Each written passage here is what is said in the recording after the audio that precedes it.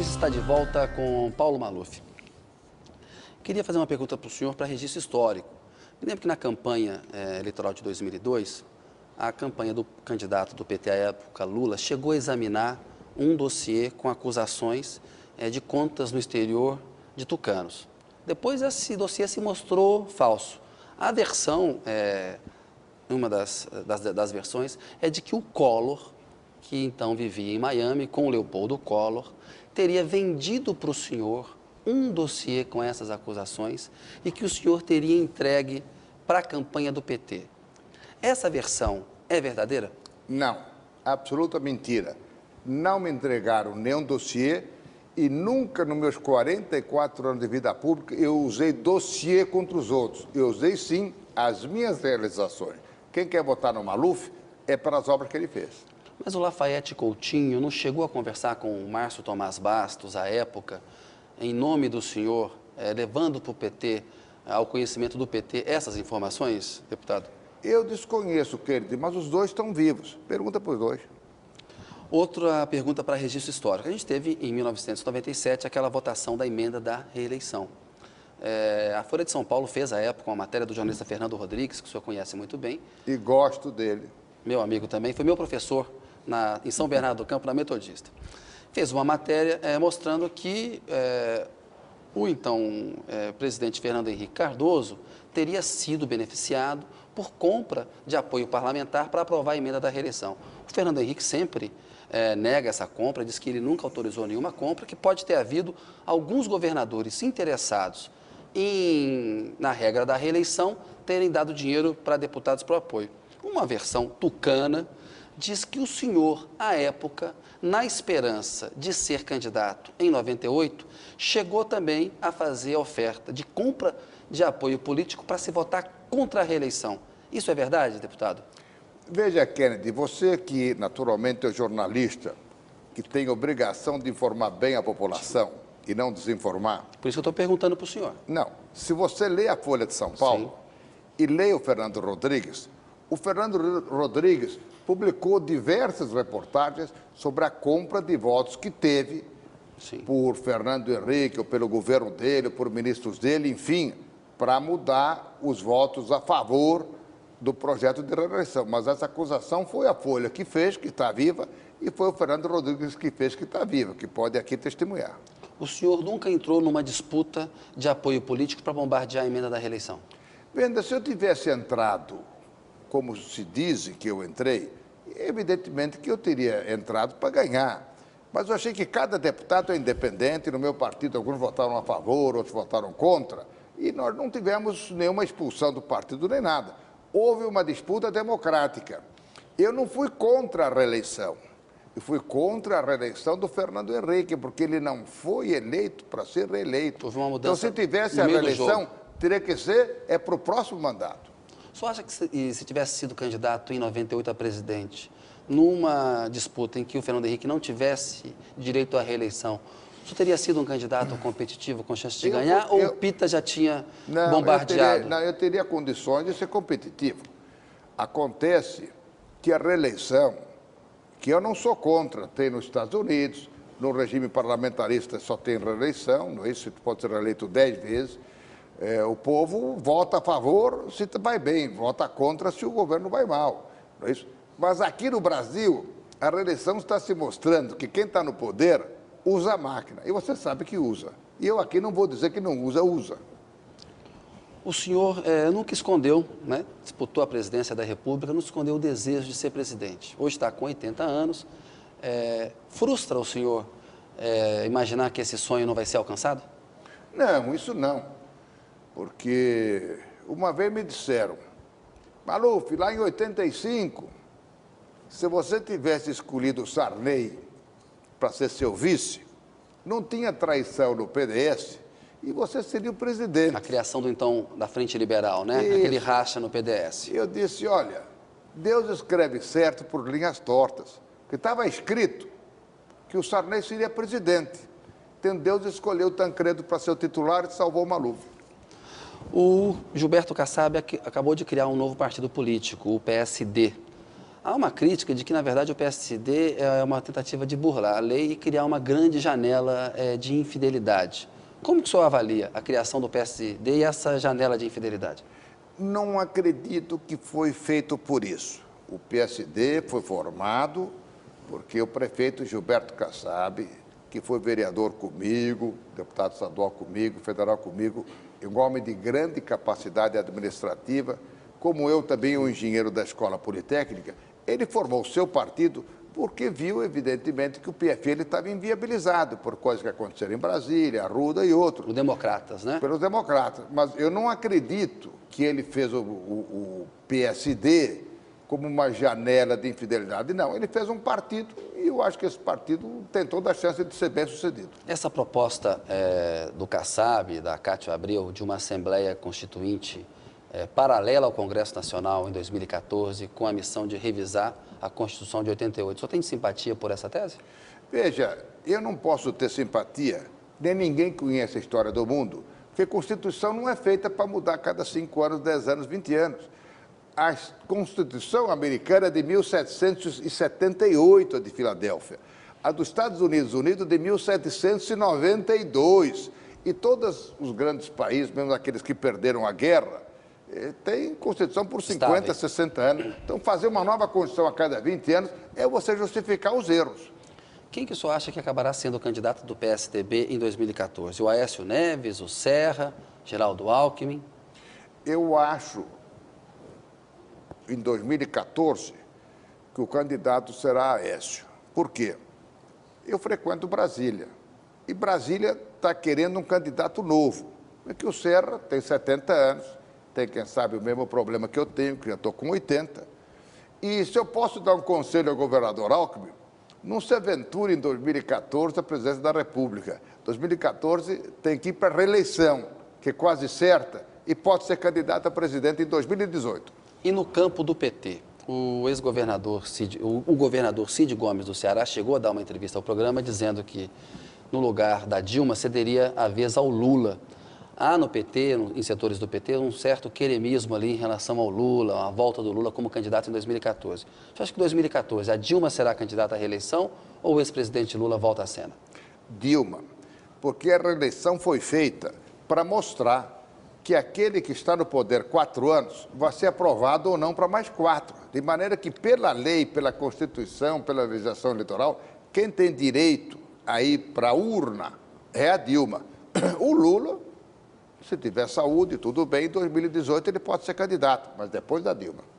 Tem uma discussão no Congresso Nacional, está no Senado, a chamada Emenda 29, que aumenta os recursos destinados à saúde. Então, a União tem que destinar uma parcela maior, os estados, os municípios. O governo Dilma é contra. Diz que não dá para aumentar gasto em saúde sem apontar a fonte de recursos. E, portanto, ainda que de uma maneira camuflada, não admitida publicamente, prega o renascimento de um novo imposto para a saúde. O senhor é a favor de uma nova contribuição? Por quê? Contra qualquer novo imposto. O Brasil já é campeão de imposto. Cada real que você põe na mão do governo, você tem uma relação custo-benefício muito pior do que se tivesse na mão do particular. Mas não é verdade que faltam recursos para a saúde? Mentira.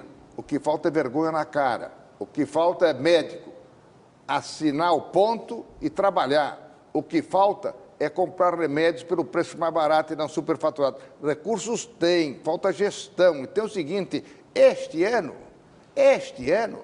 o governo federal, estadual e municipal arrecada a mais do que o ano passado 13%, quando a inflação é 6 ou 7. Então tem 150 bilhões de arrecadação a mais que pode ir para a saúde, não pode ir para o esgoto da corrupção nem da nomeação de parentes. O governo Dilma tem sinalizado ali uma inflexão na política econômica se comparar com a política que foi adotada no governo Lula. Um Banco Central no governo Lula aplicava juros mais altos, o Henrique Meirelles tinha uma linha um pouco diferente desse Banco Central do governo Dilma. Muitos analistas criticam, acham que essa queda de juros ela está sendo feita de uma maneira muito rápida e muito abrupta e que isso pode comprometer o controle da inflação. Qual é a sua opinião? Ao contrário, muito lenta. Tiraram meio pontinho. Meio pontinho é 0, porque no cartão de crédito, se você atrasa, vai 140%, 150%, 170% ao ano. Tiraram só meio pontinho. o governo está certo, o juro alto traz o dinheiro chamado de motel, que vem de noite para voltar de dia, porque o juro lá fora é quase zero e aqui é 12%. Então, baixando um pouquinho o juro, nós estamos impedindo que o Tesouro Brasileiro fique subvencionando o juro dos banqueiros. Por quê? Hoje nós devemos 1,7 trilhão na dívida interna. 12% faz com que o governo tenha que gastar 200 bilhões do seu orçamento. Menos juros, o esforço fiscal é menor. Você tem que, né, se atingir de uma maneira mais fácil. Se você diminuir o juro, você tem dinheiro para a saúde. Uma pergunta para o senhor na questão do IPI. Já há uma discussão no governo de que essa elevação em 30 pontos percentuais do IPI para automóveis importados que não tenham 65% ao menos de componente nacional, de que isso, de alguma maneira, está desestruturando a competição no mercado, encarecendo o preço de automóveis e é um benefício indevido para as montadoras nacionais que entregam um produto de má qualidade, com carros com segurança muito aquém da segurança que existem nas mesmas montadoras dos carros fabricados na Europa e nos Estados Unidos. Como que o senhor avalia isso do ponto de vista dessa política industrial do governo? Sobre a qualidade, Diga. eu posso dizer que o veículo nacional está com qualidade equivalente ao estrangeiro no mesmo preço. Você não pode, naturalmente, fazer uma comparação de um veículo de 50 ou 60 mil reais com um veículo de 500 mil reais, uma Mercedes, etc., importada. Mas no mesmo preço, está igualzinho ao estrangeiro. O que acontece é o seguinte, com o dólar baixo, muitas montadoras, em vez de usar autopeças nacionais, estavam importando pelo dólar baixo as autopeças estrangeiras, ou seja, fazendo veículos nacionais e gerando emprego lá fora. O governo está certo em ter aumentado o IPI. Ele só errou na parte da legalidade, porque a lei é clara. Você, quando aumenta o IPI, tem que dar 90 dias de prazo. Não podia ter aumentado da noite por dia. Tanto é que alguns juízes estão dando liminares. Deputado, nosso programa está chegando aqui ao final. Nós temos aqui uma sessão pinga-fogo. Eu pergunto e gostaria que o senhor respondesse ali de uma maneira sucinta. Getúlio Vargas. Grande presidente e que começou realmente a atender às necessidades sociais do trabalhador. Juscelino Kubitschek. Foi o melhor presidente que o Brasil teve. Inclusive, São Paulo teve orgulho de contribuir para a construção do Memorial JK em Brasília. Ditadura militar de 64. Sob o aspecto econômico, os melhores ministros. Roberto Campos, Delfim Neto, Mário Henrique Simonsen. Alguns desastres sob o aspecto político. João Batista Figueiredo. 2 presidentes ele foi.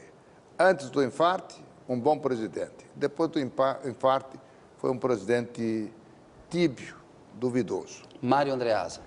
Foi um dos melhores ministros que o Brasil teve. Aliás, o Brasil ainda não fez justiça à memória de Mário Andreasa. Construiu quase todas as estradas asfaltadas do Brasil. Foi um grande ministro do transporte e do interior. Tancredo Neves. Tancredo Neves, eu lastimo que não pudesse ter sido presidente. Seria um grande presidente. José Sarney. José Sarney não estava preparado para ser presidente. Ele foi eleito vice-presidente de Tancredo para atrair um pedaço do então PDS. Não fez um bom governo, não. Fernando Collor de Mello. Abriu o país para o mundo, mas foi eleito solteiro, numa eleição que não foi eleito o Congresso, e foi cassado. Acho que foi uma pena, podia ter continuado. Itamar Franco. Foi um grande presidente. Fernando Henrique Cardoso.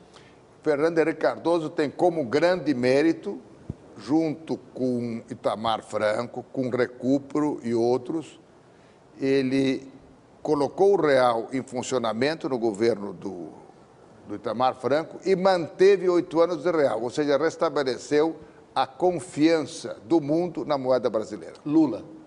Lula foi um grande presidente, mas ajudado pela circunstância externa. Aumentaram os preços das commodities, do suco de laranja, o preço do café, o preço da soja, o preço da carne e o preço do minério de ferro, que foi de 17 dólares a tonelada para 150. Dilma. Vai ser a melhor presidente, porque Dilma tem todas as vantagens do Lula e do Juscelino, mas ela estuda os processos. Celso Pitta. Eu acho que ele traiu a confiança do povo que o elegeu. Ilhas Jersey. Quem? Ilhas Jersey. O que tem? As Ilhas Jersey. O que tem as ilhas? O senhor já visitou, se o senhor conhece? Qual é a Não. sua opinião sobre elas? Nunca estive lá. Protógenes Queiroz. Não comento. A justiça já comentou. Filme preferido do Paulo Maluf. Um só não existe. Você vê quase um filme por dia, de noite, hoje na NET, na Sky. Filmes têm milhares de bons filmes. Tem um diretor de cinema preferido? Não. Eu diria que o que ficou inesquecível foi um filme de 4 horas, que você, quem sabe, não assistiu, se não era nascido. E O Vento Levou. O Vento Levou. Um ator preferido? Não tenho, Uma atriz preferida? não tenho. Uma música preferida? Bom, eu gosto de Bach, Beethoven, Brahms, Chopin, Schubert, gosto de samba, gosto de tango, gosto de música americana, música italiana, toda música que tem sentimento eu gosto. Um cantor preferido? Acho que é difícil você dizer um cantor preferido. Qual Quem eu gosta? acho que mais vendeu discos no mundo foi Frank Sinatra. Uma cantora? Ella Fitzgerald, Um ídolo de Paulo Maluf? Juscelino. Um livro? Um livro é Rise and Fall of Great Nations, de Paul Kennedy. Uma frase, um poema, um pensamento do qual o senhor gosta? Poema. Gosto muito da Canção do Tamoio, de Gonçalves Dias, que diz num dos sonetos: a vida é um combate, que os fracos abate, e os fortes e os bravos só podem exaltar. Bela frase. Agradeço ao senhor. Boa noite. Obrigado por ter vindo ao programa. Obrigado, eu que agradeço e me convida de novo. Será convidado. É Notícia volta na semana que vem, logo após o Doutor Hollywood. Você pode acompanhar as notícias do programa pelo meu Twitter e rever todas as entrevistas no nosso site. Tenha uma boa noite, uma excelente semana e muito obrigado pela sua audiência.